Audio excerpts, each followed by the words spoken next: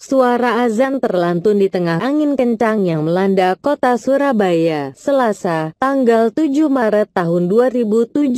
Suara tersebut dikumandangkan oleh seseorang di kawasan Jalan Ahmad Yani yang sedang berteduh. Allahu Akbar, Allahu Akbar, Allahu Akbar, Allahu Akbar. Lantun warga dengan suara meninggi yang saat itu sedang menyelamatkan diri dari serbuan angin kencang, seperti yang dikutip dari Surya.